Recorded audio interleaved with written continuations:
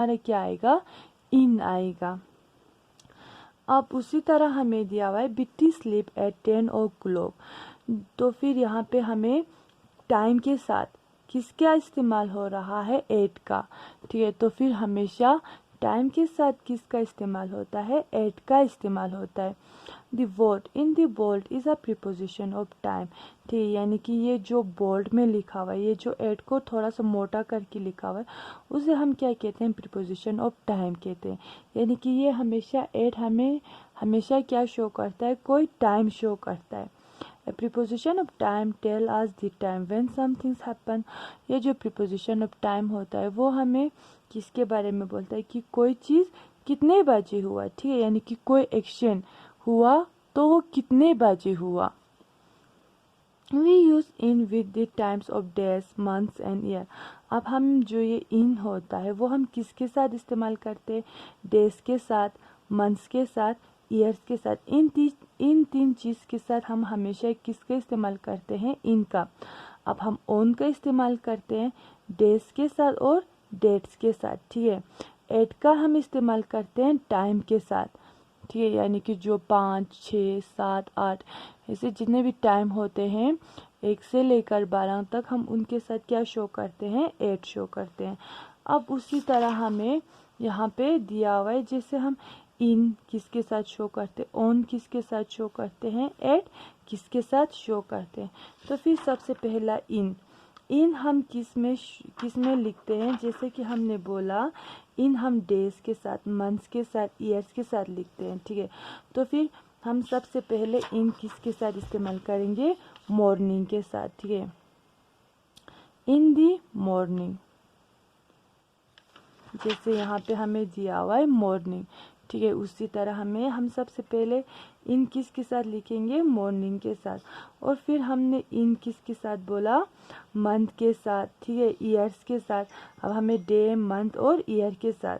और हम किसके साथ इस्तेमाल करेंगे, इन ईयर भी बोला था ना, ईयर। तो फिर हमारे क्या बनेगा, 2017 हमारा क्या बनेगा, ईयर बनेगा। और फिर हमें यहाँ पे इन लगेगा मंथ के साथ, तो फिर मंथ हमारे क्या है, जनवरी। ठीक है, इनके साथ हमारा क्या लगेगा, इन लगेगा। अब ये जो ऑन है, ऑन हमने किसके साथ बोला था, डे और डेट्स के साथ हमने क्या बोला था, ऑन लगेगा। ठीक है, तो फिर ऑन 2 अक्टूबर। ठीक है, ऑन 2 अक्टूबर, यानी कि गांधी जी पैदा हुआ था कब, 2 अक्टूबर को। इसी तरह आप अपने बर्थडे को भी लिखते हैं ऑन मई। ठीक है, on August, I am birth on May, June, July, ऐसे कुछ भी। अब उसी तरह हम ऑन किसके साथ लिखते हैं, ऑन हम लिखते हैं डेट्स के साथ, डे के साथ। ठीक है, संडे के साथ भी हमारा क्या आएगा, ऑन आएगा। और ये हमारा जो ऑन है वो किसके साथ आएगा, मंडे के साथ हमने लिखा, संडे के साथ। ठीक है, यहाँ पे फिर से क्या आएगा, मंडे। हमने ऑन किसके साथ लिखा, डे और